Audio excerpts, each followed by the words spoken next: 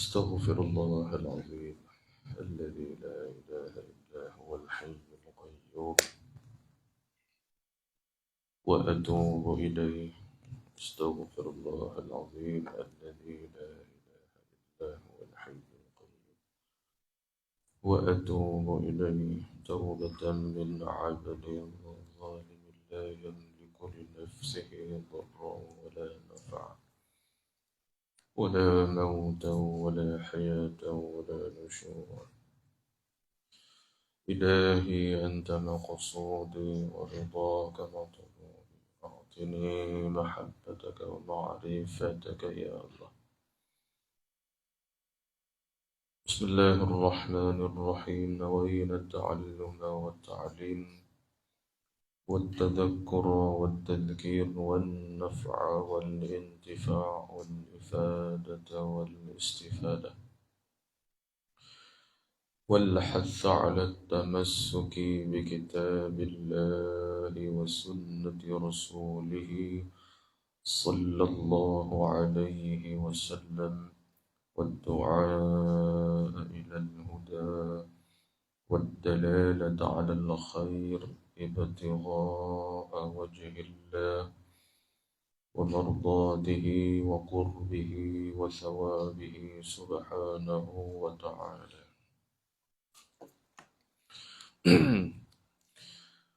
السلام عليكم ورحمة الله وبركاته.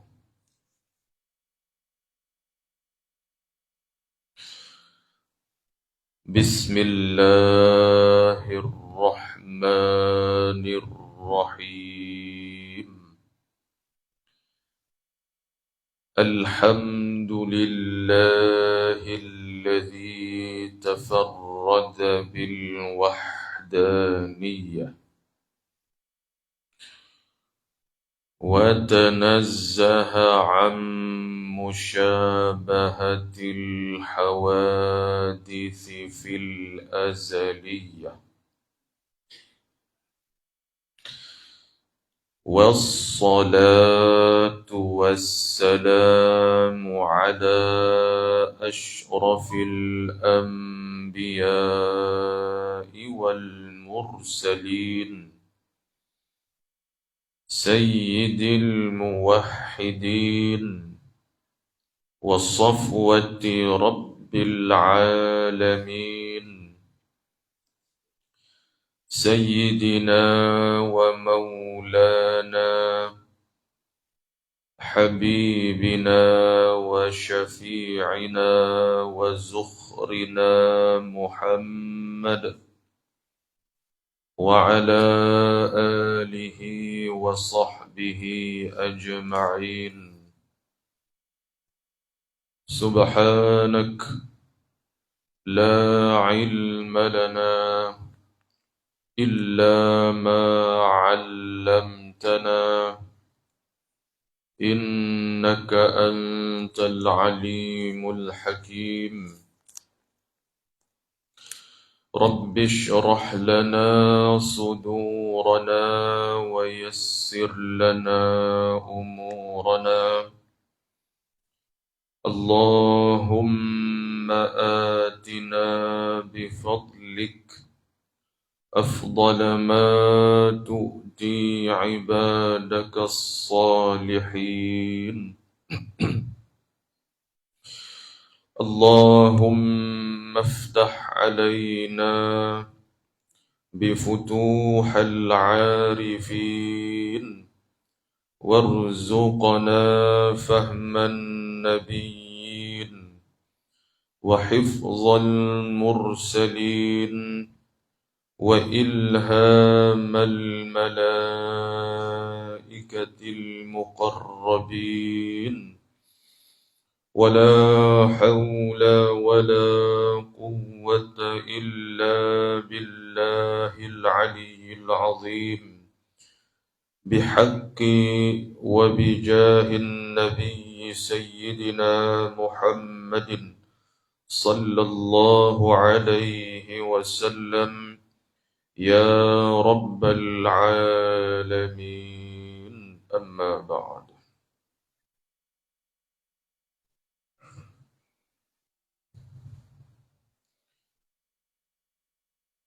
kitab Risalah Tauhid pada muka surat 50. Muka surat 50 kitab Rumi. Yang ke-9, sifat mustahil bagi Allah. Yang ke-9, jahlun. Bismillahirrahmanirrahim. فقال الشيخ المؤلف رحمه الله تعالى ونفعنا الله بعلومه وبركاته في الدارين آمين يا رب العالمين. Betul 9 dah? 10 minta maaf dah. Yang ke-10 sifat mustahil bagi Allah yang ke-10. Mautun.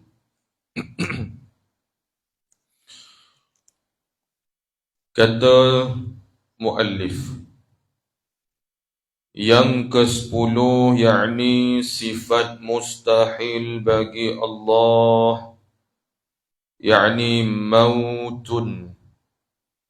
Artinya, arti mautun mati. Jadi begini, wajib pada syarak atas tiap-tiap mukallaf laki perempuan, yakni kita ni, wajib syarak kita pegang dalam hati, yakni kita panggil istilahnya i'tiqad. Pegang dalam hati, kecap dalam hati sungguh bahawa kita pegang mustahil. Apa mustahil? Mustahil fil aqli, mustahil pada hukum akal. Apa ta'rif? Yang ni kena biasakanlah. Bila sebut mustahil yang nisbah bagi Allah, yang dikehendaki mustahil akli. Jadi ta'rif ataupun definisi mustahil akal, apa dia? Yang saya suruh hafal itulah. Mustahil akli artinya ataupun ta'rifnya ma la yutasawwaru fil aqli wujuduhu. Itu kena, walaupun dia bukanlah satu kewajipan untuk hafal, tetapi lebih baik saya syurkanlah dihafalkan ta'rifan wajib akal, mustahil akal dan harus akal. Wajib akal apa dia? Ma la yutasawwaru fil aqli adamuhu. Itu wajib akli. Kalau mustahil akli tadi itu, ma la yutasawwaru fil aqli wujuduhu. Jadi bila kita sebut sifat mustahil Allah, mustahil apa situ? Mustahil akli. Itu kita datangkan dia punya ta'rif tu, yakni ma la yutasawwaru fil aqli wujuduhu. Cuba terjemahkan. Ma la yutasawwaru, barang yang tak tergambar pada akal, fil aqli wujuduhu, adanya. Itu terjemah dia. Yang tu kena mantap tu. Pasal apa?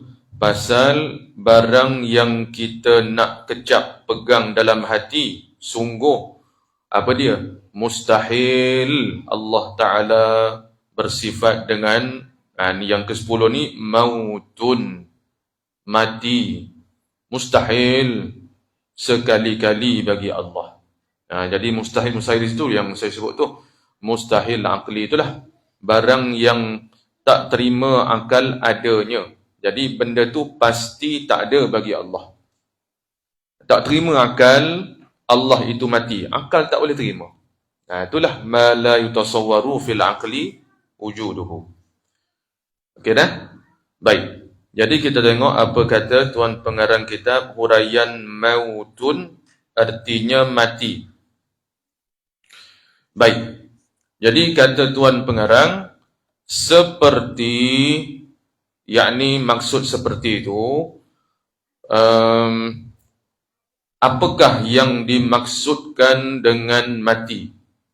Apakah yang kita kata mustahil bagi Allah dengan mautun, mati itu? Huraiannya bagaimana? Itu maksud dia.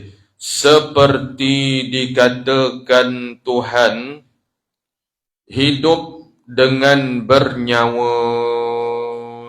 Ini mustahil bagi Allah. Termasuk dalam erti mati. Dia kena faham begitu. Yang kata mautun mustahil bagi Allah tu mati.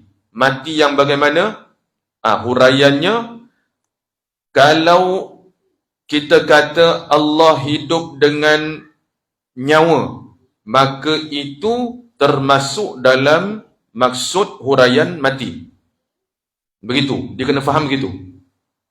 Allah Ta'ala bukan hidup dengan nyawa macam kita lah.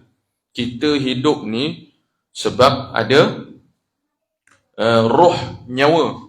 Jadi Allah Ta'ala bukan ia hidup dengan nyawa, bukan dengan roh macam kita.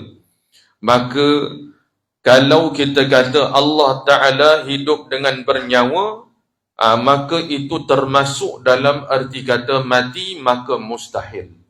Akal tak terima. Okey dah? Kemudian atau bersusun, yakni Allah Ta'ala hidup tu yang kata mustahil bersusun daripada anasir, unsur. Anasir tu jamak daripada unsur.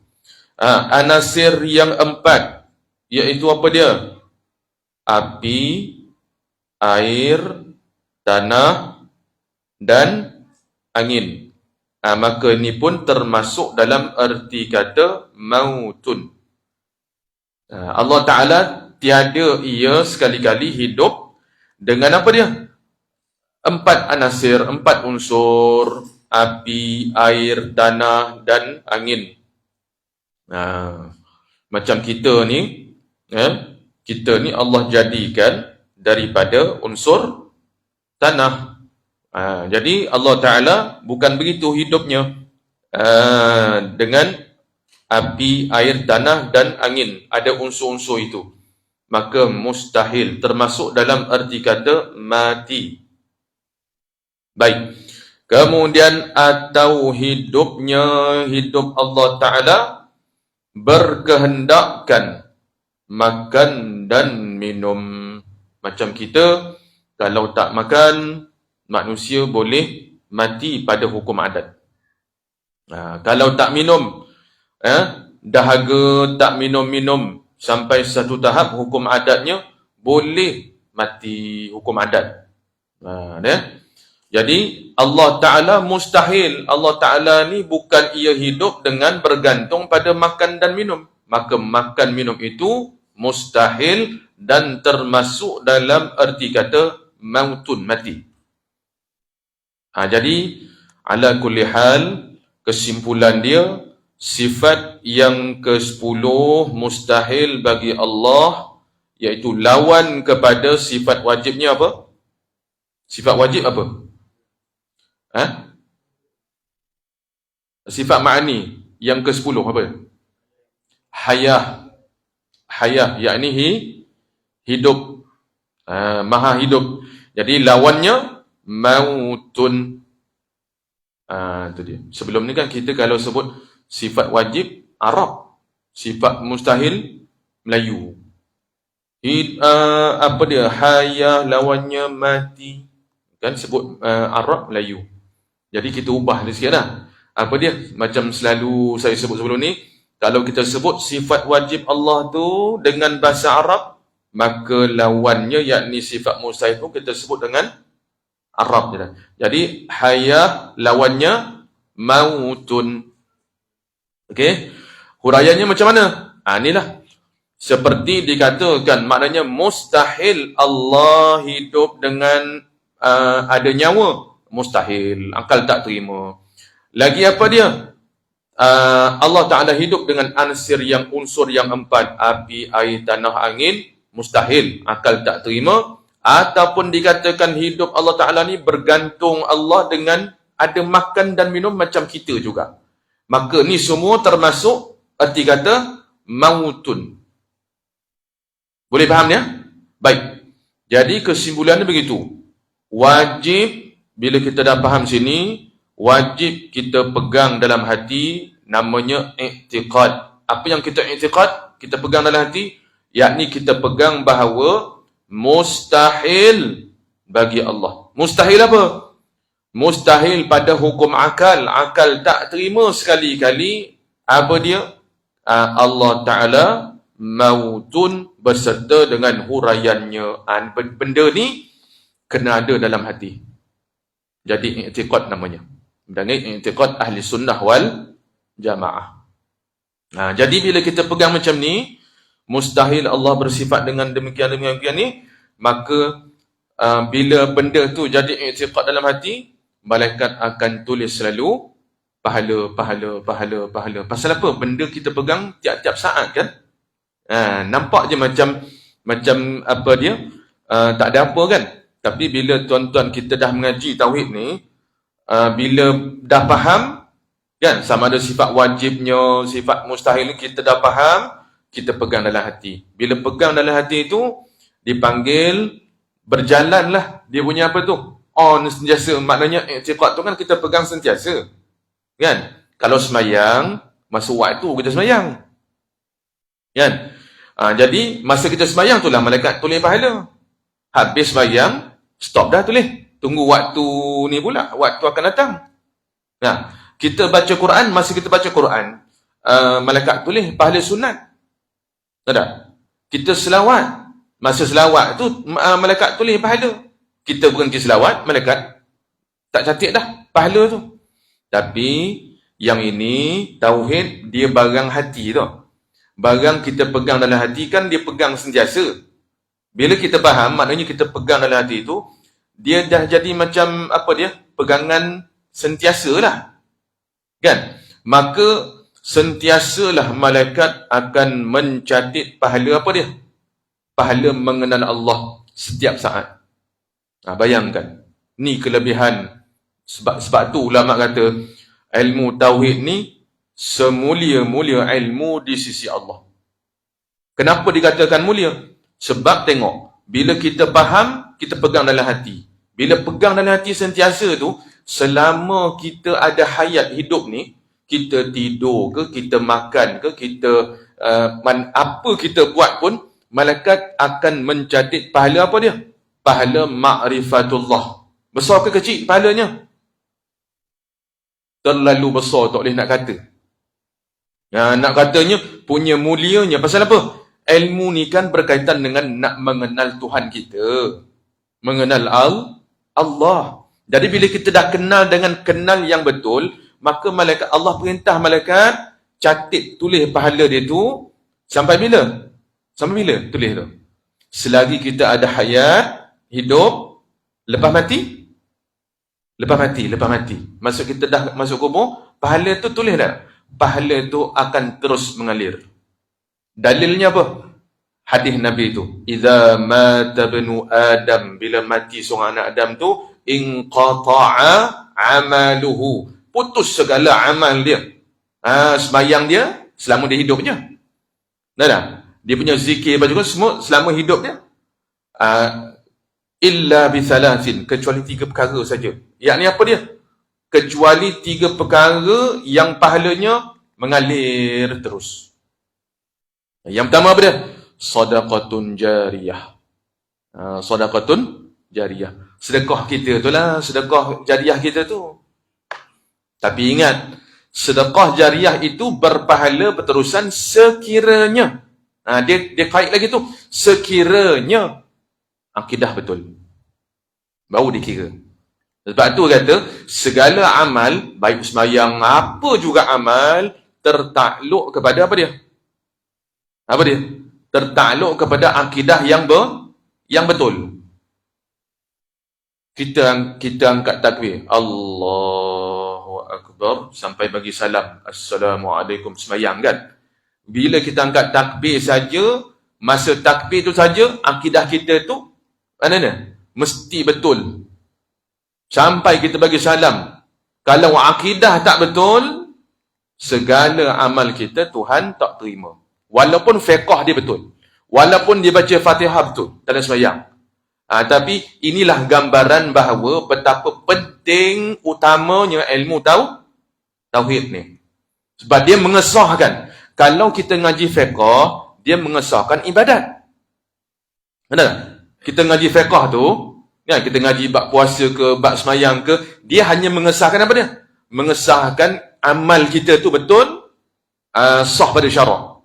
Sah batal kan? Itu kita ngaji dalam fiqh. Macam mana tuan-tuan mengaji dalam kitab Idamah Penuntut kan? Cerita sah batal ke? Tapi akidah ni nak mengesahkan apa? Mengesahkan akidah ni barang dalam hati ni. Sebab itu tasawuf kita, fiqh kita, sekalipun comel cantik, comel lote, tauhidnya ada, ikhlas dalam amal, lepas tu sembahyang dia baca Fatihah betul, rukuk dia betul, apa semua, tapi sayang akidah dia out. Dia punya akidah dia sia-sia dah ke tasawuf dia, fiqh dia, Tuhan tak terima. Ini gambaran apa? Gambaran bahawa akidah adalah semulia-mulia ilmu di sisi Allah. Tu. Kita kenal Allah mesti kenal dengan kenal yang betul. Kan kita sebut sebelum ni kan, syarat nak sah ma'rifatullah ada berapa? Kita ulang balik. Syarat sah ma'rifatullah apa dia? Berapa perkara? 3. Apa dia? Tak ingat lah. Apa dia? Syarat sah. Kalau kita kata ni, syarat nak sah sembahyang ada berapa? Macam itulah maksud dia. Syarat sah ma'rifatullah ni, yang kata mengenal Allah Ta'ala ni, dia ada syarat dia. 3 benda je. Apa dia? Yang pertama dipanggil al-jazmu. Jazam. Yakni apa dia jazam? Pegangan akidah kita ni putus. Putus maksud macam mana? Maksudnya kita pegang sungguh lah. Yang kita duk belajar ni, dah faham kan? Kita pegang sungguh. Yang saya sebut istilah tadi, pegang sungguh. Bila dah faham ni, kecap dalam hati, pegang sungguh. Sampai bila nak pegang ni? Sampai mati. Itu dia panggil al-jazmu, jazam. Pegang ni muktamad ni, kita belajar ni. Pegang sungguh. Jangan ubah-ubah dah. Bila macam tu dia panggil jazmu. Itu syarat sah. Yang kedua apa dia? Al-mutabiku lil haqqin. Ataupun al-muwafiqu lima indallah. Muafakat dengan Allah Subhanahu Wa Ta'ala. Apa maksud dia? Iaitu kita kenal Allah ni dengan kenal yang betul. Yang menepati Al-Quran dan Sunnah, ataupun menepati jalanan Ahli Sunnah wal Jamaah. Itu syarat sah. Dekat sini yang ramai syarat yang kedua ni lah, ramai orang bapas ni. Apa dia? Kamu pegang Allah macam mana? Kamu iktiqad Allah macam mana? Saya iktiqad pegang Allah atas arash. Duduk atas arash. Macam mana kamu boleh pegang Allah Ta'ala duduk atas arash? Allah sebut dalam Quran, Ar-Rahmanu 'alal 'arsy istawa. Dia sendiri kata dia duduk daripada mana kalau dia pegang Allah Ta'ala ada tempat, yakni tempatnya di atas arash, maka tu dia panggil apa dia? Pegangan yang tak betul. Dia kenal Allah tapi kenal yang tak betul. Allah Ta'ala bukan bertempat. Allah mawjud bila makan kan? Allah Allah ada tak bertempat. Maksudnya Allah tak boleh dikaitkan dengan tempat. Maknanya Allah ada tak bertempat. Maknanya bila tak bertempat, Allah bukan di atas, Allah bukan di bawah, Allah bukan di kanan, di kiri, di bawah dan sebagainya. Tiba-tiba pergi pegang gitu. Allah Ta'ala ada atas. Kan nanti seperti malam dia turun pula lah. Ke langit dunia. Lepas tu dia naik balik. Kalau macam tu dia panggil apa dia? Tak sah makrifatullah dia. Sekalipun dia ni orang yang ahli sembahyang sekalipun. Dia panggil apa dia? Tak ada muafakat dengan yang sebenar. Maksudnya akidah dia ni senang cerita bukan akidah ahli sunnah wal jamaah. Maka tak sah makrifatullah dia. Bila tak sah makrifatullah ni, maka akidah dia belum sah lagi lah. Cuba bayangkan, bila akidah tak sah, boleh tak panggil orang beriman? Boleh tak panggil orang beriman? Tak boleh lah. Pasal apa? Kamu pegang bahawa Allah Ta'ala dengan pegang yang tak betul. Bahkan bercanggah dengan Al-Quran dan hadis. Nampak? Ni kesan akidah. Kalau salah pegang, tengok. Segala amal ibadat habis. Sia-sia belaka. Jadi sebab tu saya kata tadi, bila kita macam ni kan, kita faham apa arti mautun, terjemahnya mati. Apa maksud mati menurut jalanan Ahlussunnah wal Jamaah? Maknanya Allah Ta'ala bukan hidup dengan ada nyawa. Allah Ta'ala bukan hidup dengan unsur empat, api, air, angin, apa semua tu. Dan Allah Ta'ala bukan hidup dengan bergantung makan, minum seperti mana makhluk. Maka semua tu dipanggil barang mustahil pada akal. Akal tak terima sekali-kali. Bila tuan-tuan dah faham macam tu, faham macam tu, pegang dalam hati. Bila pegang dalam hati, malaikat, saya sebut tadi, malaikat akan tulis pahala, apa dia? Pahala mengenal Allah selama kita hidup, dan selepas kita mati pun malaikat tetap menulis. Yakni pahalanya akan berterusan. Hadis tadi itu, sedekah jariah satu. Tapi saya nak sebutnya, sedekah jariah, dia bergantung dengan apa dia? Akidah. Tu sebab sayang orang yang rajin sedekah, bagus. Mulia tu kan. Dia rajin kan, pantang orang buka sikit apa tu, kita nak ini sedekah. Maksudnya murah hati, bagus dah tu, sifat yang bagus. Tapi sayang, 1000 kali sayang apa dia? Akidah tak betul, ataupun tauhid tak mengaji, maka Tuhan tak terima amal dia tu. Jadi Nabi sebut, amal sedekah jariah, pahala tak putus. Tapi, awas, kalau sedekah jariah kita tu, kan dia amal. Jadi, amal dia bergantung dengan akidah yang betul. Nampak? Jadi, segala amal, Tuhan tak terima, maknanya tak ada pahala, apabila tauhid tak betul. Okey, kemudian yang kedua apa dia? Aw ilmun yantafa'u bih. Yakni apa dia? Ilmu, ni macam kita belajar ni. Kita belajar ni ilmu tauhid ni, ilmu yang apa dia? Bermanfaat. Apa manfaatnya ni? Manfaatnya apa dia? Iaitu bab akidah, bab i'tiqad, pegangan kita tentang Allah. Tuhan kita ni. Masya Allahnya. Jadi sebab tu benda ni besar. Jadi tengok, pahala ilmu yang kita belajar ni, lepas kita mati, stay, mengalir pahala tu. Seolah-olahnya macam yalah, pahala tu tak putus. Senang cerita, pahala tu tak putus walaupun kita dalam kubur. Sampai bila? Sampai dibangkitkan hari kiamat besok, nak bicara kat padang mahsyar besok, barulah masa itu tinggal nak kira je lagi. Nak kira, maka insya-Allah syurgalah jawabnya. Ada? Pahala terusan walaupun dah mati. Bayangkan. Ni aw ilmun yantafa'u bih. Yang ketiga Nabi kata apa dia? Yang sampai, yang tak putus. Apa dia? Aw waladin salihan yad'u lahu. Anak saleh yang mendoakan kita. Kalau ada anak saleh. Kalau ada anak yang reti nak doa, mak bapak tak apa. Tapi kalau anak tak reti nak doa, tak reti nak kirim Fatihah pada mak ayah dia, ada. Tengok pada hidup sekarang ni lah. Tengok cara, anak aku ni masa hidup ni pun buat tak reti mana dengan mak ayah dia. besok dah mati dah, macam mana? Hidup ni pun buat erti, mati besok macam mana kak? Tengok sekarang ni. Ada. Kita paling bimbang ni anak-anak kita lah. Kalau kita tak didik daripada sekarang, maknanya tak tegas. Tak ada. Jadi kalau kita tak tegas, anak-anak kita ni akan jadi macam Piramli, anakku Sazali. Tu. Kita salah faham kasih sayang tu.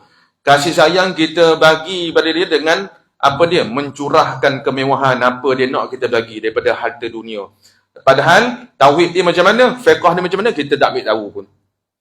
Besok kita menangis dalam kubur, menangis. Dalam hadis sebut menangis mak bapak. Malam Jumaat aja ada dipertonton pada mak ayah dalam kubur. Dan bila kita ni dah mati esok ada anak, tiap-tiap malam Jumaat Imam Tirmizi sebut dalam kitab dia Nawadir al-Usul, tiap-tiap malam Jumaat mak bapak dah mati dipertontonkan, ada tayangan. Tayangan macam mana wallahu alam lah. Tapi dipertontonkan apa anak dia buat, anak dia yang masih hidup tu, apa dia buat malam Jumaat tu. Jadi kalau mak bapak tengok malam Jumaat tu apa dia? Melakukan benda-benda yang tak ada manfaat, lalai, laga dah, maka menangis, sedih mak bapak dalam kubur. Jadi kalau mak bapak dipertontonkan, malaikat bawa, ni anak engkau tengah buat apa ni? Tengah dengar kuliah, tengah baca Yasin, tahlil, kirim ke mak ayah, suka dia, gembira dia. Tu cerita dalam kubur dia. Sebab tu jaga anak-anak kita ni. Akhir zaman ni kita yang paling penting tegas. Mesti ada tegas mak bapak. Tuan-tuan pegang cakap saya ni. Kita kesian anak kita kan. Tapi kesiankanlah dalam arti kata apa dia? Nasib dia akan datang. Biar dia jadi anak yang saleh, anak yang baik. Tu. Jadi anak kita dalam pendidikan kita kena apa dia? Ada sifat tegas mak bapak. Tengok dengan siapa dia kawan. Kalau kawan dia tak betul, kan. Pasal apa? Merosakkan. Ini sifat ni, ketegasan ni tak ada pada mak ayah zaman ni. Dia tengok, tak apalah.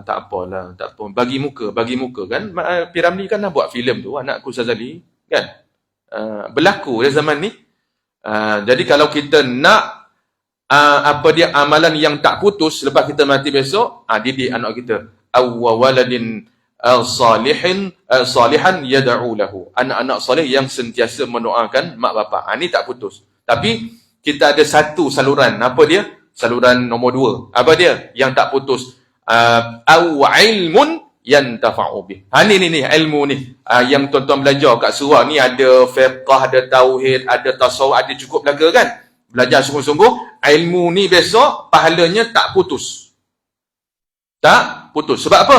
Bila kita amal, kita sembahyang dengan fiqh, ilmu. Kita hidup bertuhankan Allah, mentauhidkan Allah dengan tauhid ahli sunnah wal jamaah. Kemudian kita pula belajar tasawuf, hidup kita ni redi, ikhlas. Tahulah penyakit-penyakit hati. Seperti mana kita belajar dalam kitab Penawar Bagi Hati tu. Tahulah. Jadi ini ilmu ni akan pahalanya berterusan walaupun kita dah meninggal dunia. Yang lain pahala pahala haji kita, pahala sembahyang kita terhenti.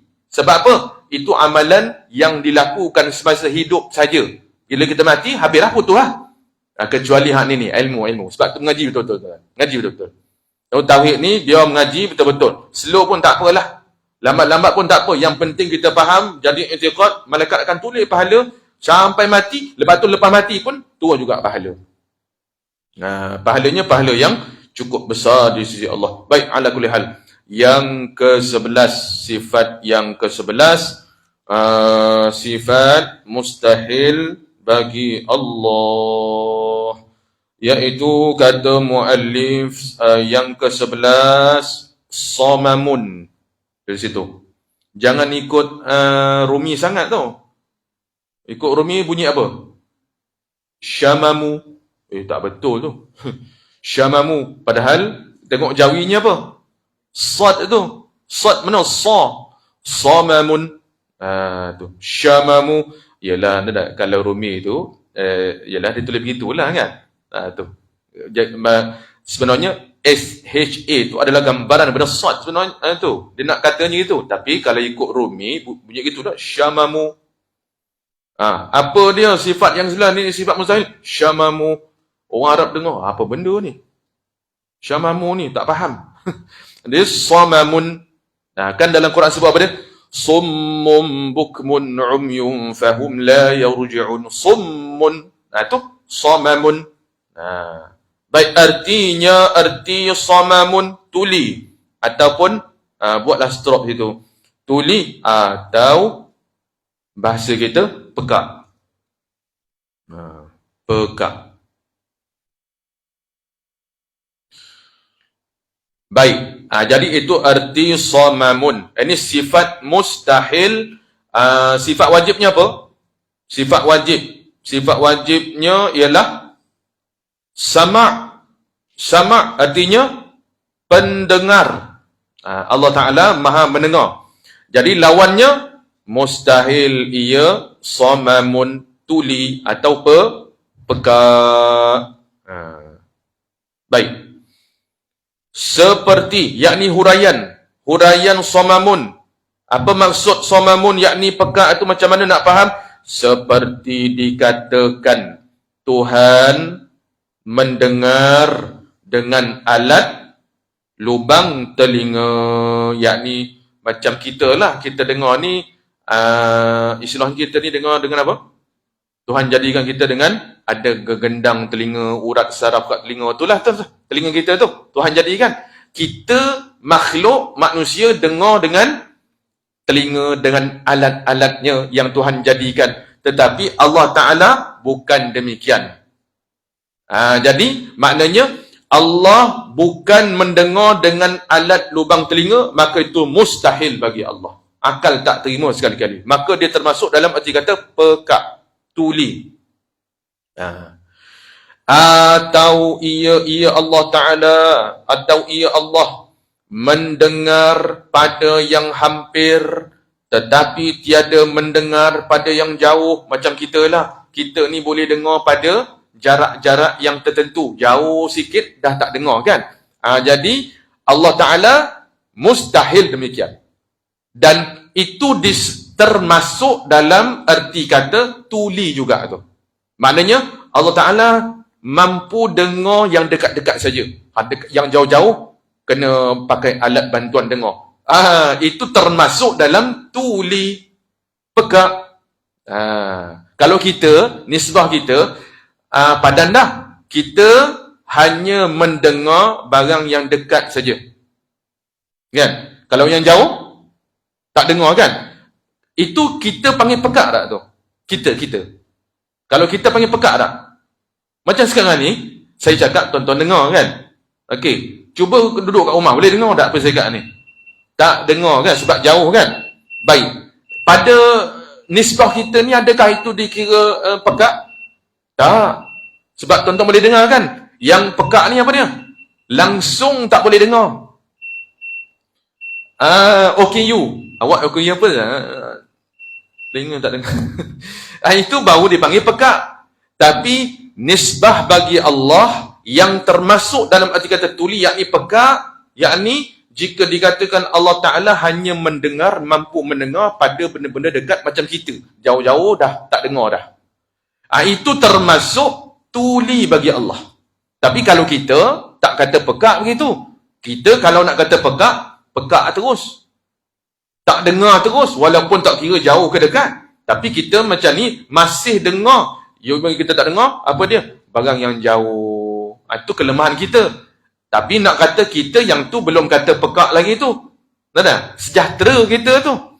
Tapi kalau Allah Ta'ala ada boleh dengar yang dekat-dekat saja, jauh-jauh tak dengar, itu termasuk dalam arti kata tuli. Kena pegang begitu, faham? Kena pegang begitu. Itu i'tiqad. Pegang begitulah. Itu dia. Baik lagi. Atau ia Allah mendengar pada yang bersuara sahaja. Macam kita lah. Kita boleh dengar pada perkara yang ada suara. Macam sekarang ni, contohnya saya ada cakap dalam hati lah. Contohnya lah, saya ada cakap dalam hati. Tuan-tuan dengar tak suara hati saya ni? Apa yang saya cakap ni, lintasan hati saya ni, tuan-tuan dengar tak? Tak dengar. Tak dengar. Itu nisbah kita. Padan dah kita ni. Tapi bagi Allah, nak kata apa? Allah Ta'ala, ni masa kita bahas dulu dalam sifat sama. Apa dia? Allah Ta'ala mendengar, ingat tak?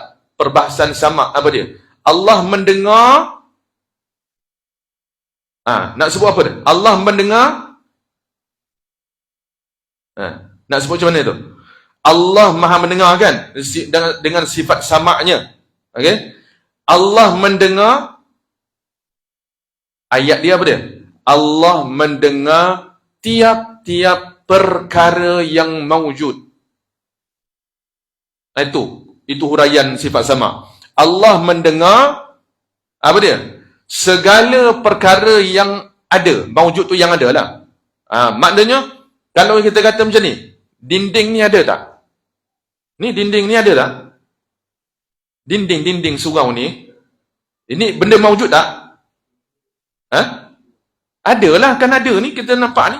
Jadi benda mawujud. Baik, Allah Ta'ala dengar tak? Kalau kita, saya tanya tuan-tuan dengar tak dinding ni? Dengar tak?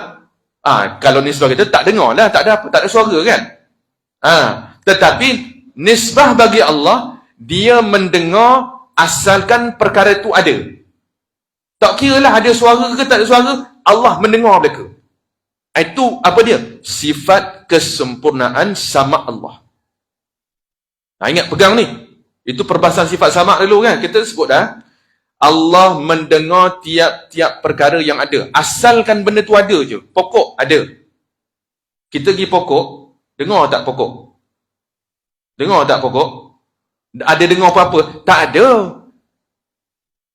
Tak ada. Tapi Allah dengar tak? Allah dengar. Sebab apa?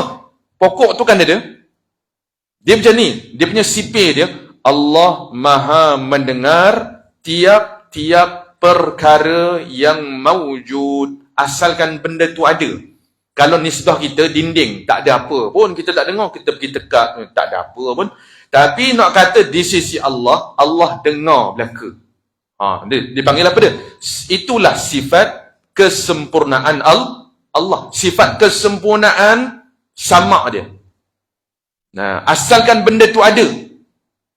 Sama ada suara atau tiada bersuara, asalkan benda tu mawujud, ada, Allah mendengar belaka. Kena pegang begitu. Takkan kita nak kata Allah tak dengar pokok. Allah tak dengar batu. Allah tak mendengar pada gunung. Itu kan sifat kekurangan. Tak? Dia sebab itu kita belajar perbahasan sifat sama. Allah mendengar. Asalkan benda itu ada, tak kira bersuara atau tiada bersuara, Allah mendengar mereka. Kalau kita tak ada apa, kira kan? Kita dinding, kita tak ada apa, tak dengar lah. Pergi pokok, tak ada apa pun. Tapi nisbah di sisi Allah, sifat samaknya, Allah mendengar belaka. Asal benda tu ada. Baik. Jadi kalau sini dia kata, atau ia Allah mendengar pada yang bersuara sahaja. Itu maksud dia. Maknanya, kalau Allah Ta'ala mendengar pada perkara yang ada suara saja, itu mustahil. Itu mustahil. Termasuk dalam arti kata tuli atau pekat.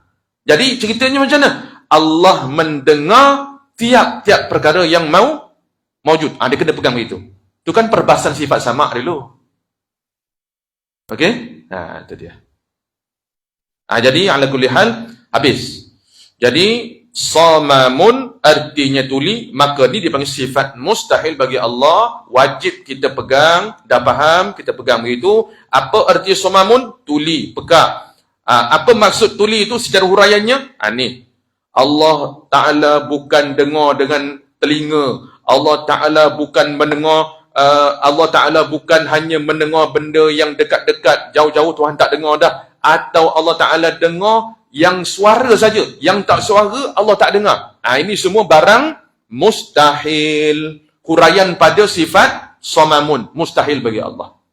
Okey, boleh faham ya? Itu setakat tu saja. Nak lepas fardhu ain. Jadi dah faham? Kejap dalam hati, pegang dalam hati, pegang selalu sampai mati, maka dipanggil i'tiqad yang jazam. Kita pegang yang putus, tak berubah. Macam ni lah, kita faham macam ni, kita pegang sampai mati, jazam namanya. Okey, kemudian habis. Jadi sifat mustahil ni sebenarnya setengah ulama kata begini Setengah ulama kata tak digalakkan untuk dibahas panjang-panjang sifat mustahil ni. Cukup sekadar lepas fardhu ain je. Faham dah cukup. Tak payah nak sebut cerita-cerita panjang sangat. Pasal apa? Tidak beradab pada Allah. Dan juga macam tadi kan. Allah Ta'ala bukan pekak.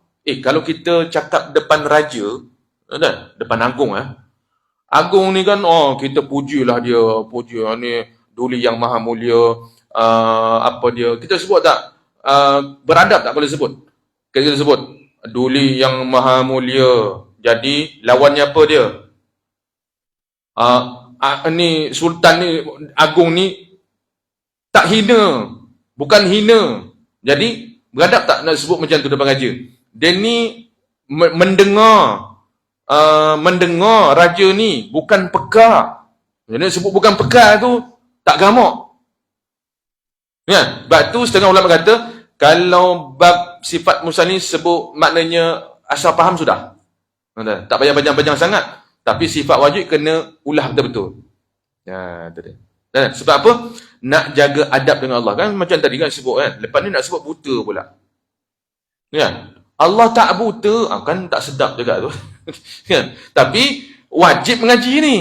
Wajib tahu. Tapi tak usah panjang-panjang sangat lah huraiannya. Sebab ulama kata tak gemar sangat nak sebut benda yang tak beradab pada Tuhan. Tu dia. Sebab tu saya nak kata laju je. Okey, yang ke-12, sifat mustahil bagi Allah apa dia? Ama. Kalau ikut tulisan Rumi tu nak baca bunyi apa? Ama'a. Apa benda tu? Ama'a. Tak betul. Ama saja. Dalam Quran sebut summun bukmun umyun. Tu dia. Kan ada ayat Quran gitu kan? Baik, apa arti ama? Buta. Kan tak sedap nak sebut tu. Mustahil Allah buta. Raja kita ni raja yang melihat. Tak buta raja kita ni, tak buta. Raja dengar pun tak selesa. Apa kau sebut tak buta ni? Tahu tak?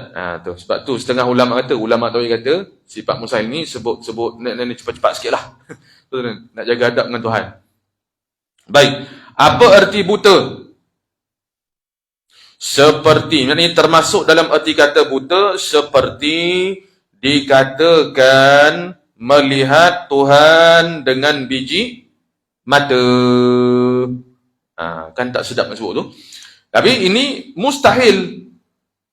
Kalau tak sebut pun tak boleh juga. Pasal apa? Takut bapa seorang ni kan. Pergi pegang pula Tuhan melihat dengan mata pula. Jadi nak katanya Allah Ta'ala bukan melihat dengan biji mata. Itu mustahil. Itu termasuk dalam buta.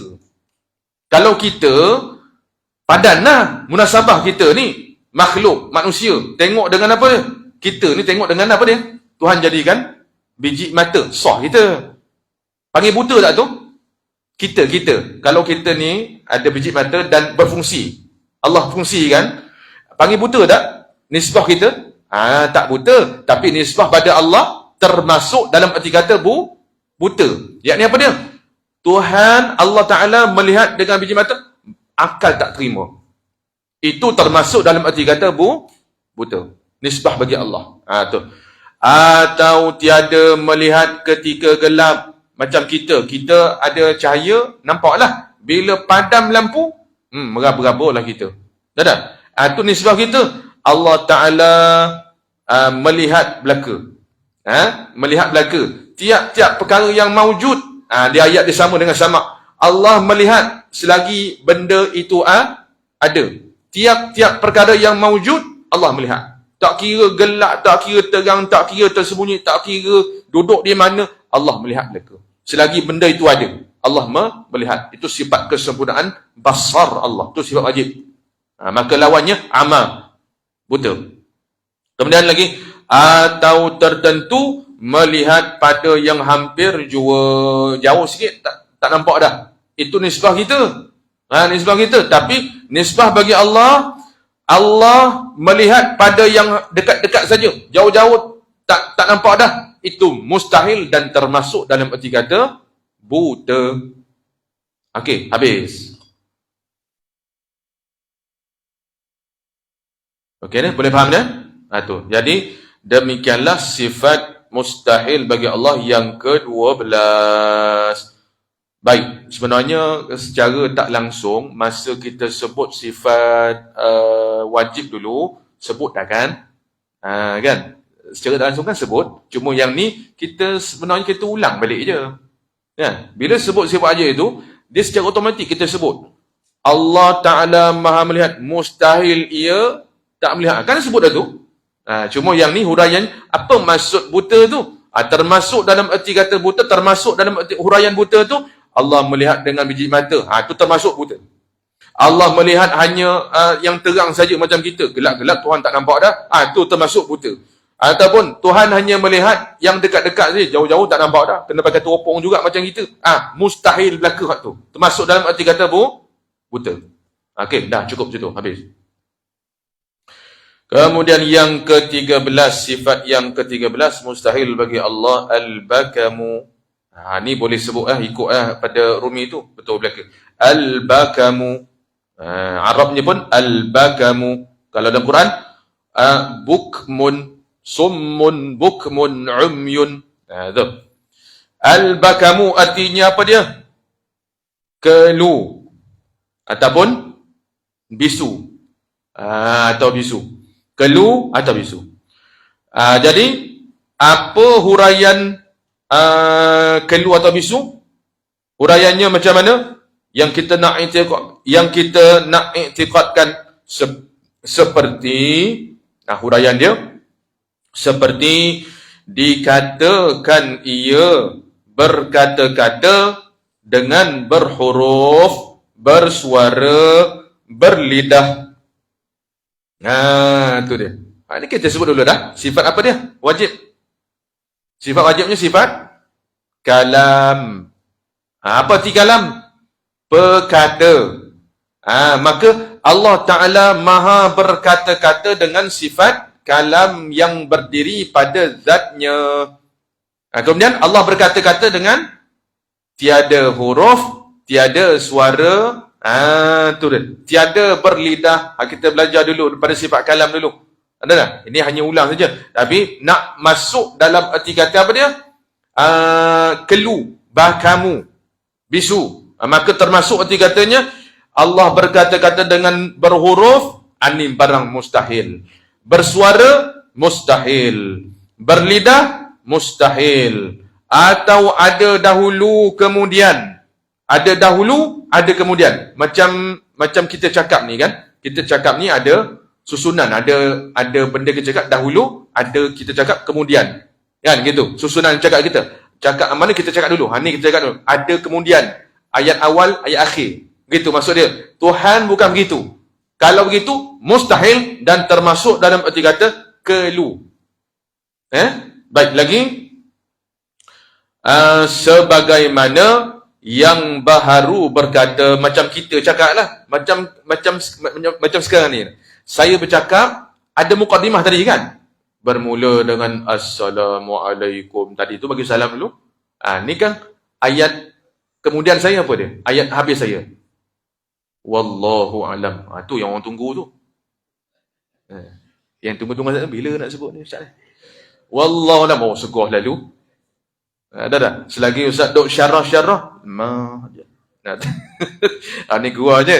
Dah. Jadi nak katanya, Allah Ta'ala bukan berkata-kata seperti mana yang baru. Kita ni lah. Macam saya cakap ni, ada mukadimah, ada akhir dia. Ada pembuka kata, ada penutup kata. Tuhan bukan begitu. Maka itu termasuk kelu.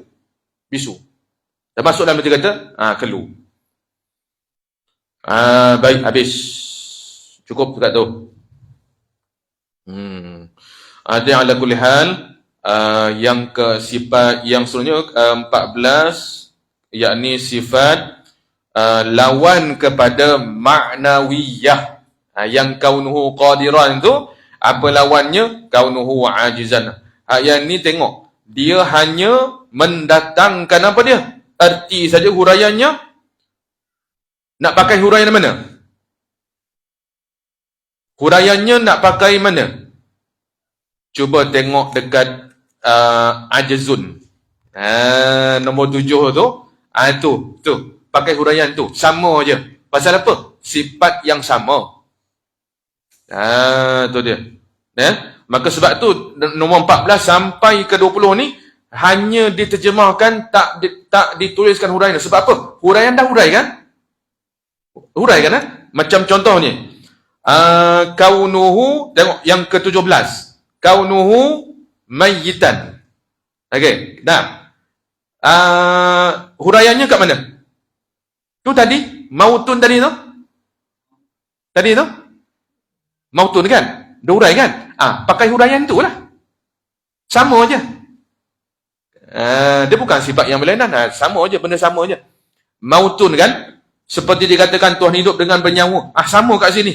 Maknanya keadaan Allah tiada hidup dengan nyawa atau unsur yang 4. Sama huraian ni sama gitu. Jadi tak ada apalah. Jadi akan datang ni mungkin kita baca je lah. Baca huraian, lepas tu habis lah. Okey dah? Sebab dah pukul 9 ni kena berhenti ya. Tu dia. Jadi senangnya tuan-tuan boleh faham lah dah tu. Masuk aja huraian dari tu kat sini. Tiap-tiap kaunuhu tu ikut pada tu lah. Jahlun, ajzun, lepas tu karahiyah. Cuma karahiyah tu panjang sikit tu. Sama aja huraian dia. Jahlun sampai kepada al-bakamu tadi tu.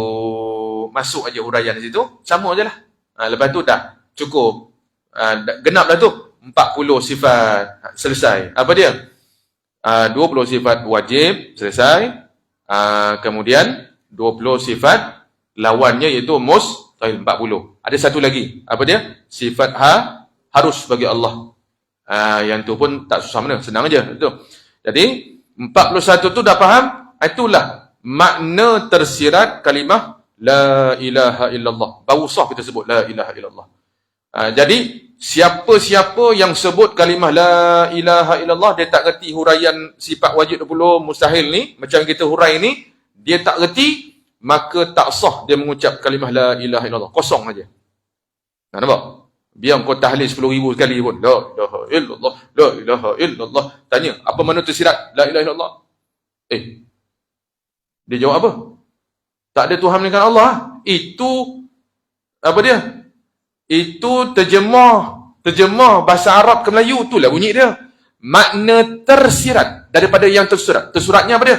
Tiada Tuhan melainkan Allah. Itu tersurat. Tersiratnya iaitu terkandung di dalamnya 20 sifat wajib yang telah kita belajar. Lepas tu 20 sifat yang mustahil, lawan bagi wajib itu, dan satu sifat harus. 41 aqaid ni duduk dipanggil makna tersirat daripada tersurat tu lah. Jadi bila kita dah faham ni, kita dah pegang tu, maknanya baru sah, baru sebenar-benar kita sebut la ilaha illallah. Baru ada masin dia tu. Kalau tidak, sebut kosong sajalah. Dia hanya sekadar tahu, apa dia? Sekadar tahu, terjemah saja. Tu pun setengah-setengah, terjemah pun tak reti juga. Lagi teruk. Ini maknanya siapa yang tak reti makna tersirat, berat orang ni. Dalam kitab apa dia? Usulut Tahqiq sebut, wa man lam ya'lam ma'nahuma. Siapa-siapa yang tak reti makna kalimah la ilaha illallah Muhammad Rasulullah ni, fahuwa kafir. Orang tu kafir di sisi Allah. Kafir di sisi Allah. Sama dengan penyembah berhala. Darjat dia. Mukhalladun finnar, akhirat nanti apa dia? Kekal baginya dalam neraka Allah. Tak keluar-keluar dah. Wa in salla, sekalipun dia orang semayang tak tinggal. Wa sama Ramadan, sekalipun bulan Ramadan tak pernah tinggal, bulan puasa tu puasa tak pernah tinggal.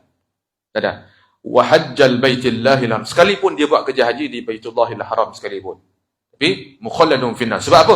Kes tak reti je. Tak reti tanya apa makna tersirat kalimah la ilaha illallah. Ini soalan apa ni? Ini soalan ma'rifat tinggi-tinggi ni. Apa ma'rifat tinggi-tinggi ni? Soalan basic lah, fardu ain lah.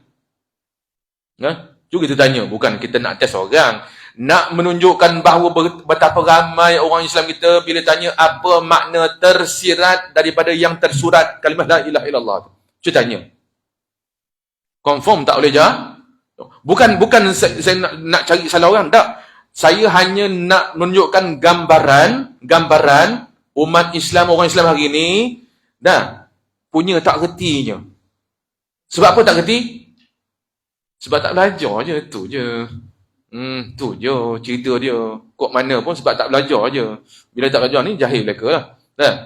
Jadi syukur banyak-banyak lah kita yang dah reti ni lah. Selesai kita, cuma akan datang ni cuma kita nak bagi lengkap je lah. Baca je, saya akan datang ni saya tak urai dah, baca je. 14 ni 14 sampai 20 ni akan datang ni baca je. Lepas tu yang nak urai sikit pun sifat harus lah tu. Lepas tu nak kena urai sikit lah. Lepas tu masuk apa dia? Lepas tu dalil sifat wujud, dalil apa semua tu. Lepas tu masuklah sifat Rasul pula. Tu dia. Okay? Wallahu a'lam bissawab. Ada apa-apa soalan? Orang kata tauhid ni tak tahu nak tanya apa lah Ustaz. Tauhid ni. Kalau fiqh ni di luar sikit soalan. Macam-macam nak tanya. Kalau gini Ustaz, gini. Fiqh ni banyak soalan.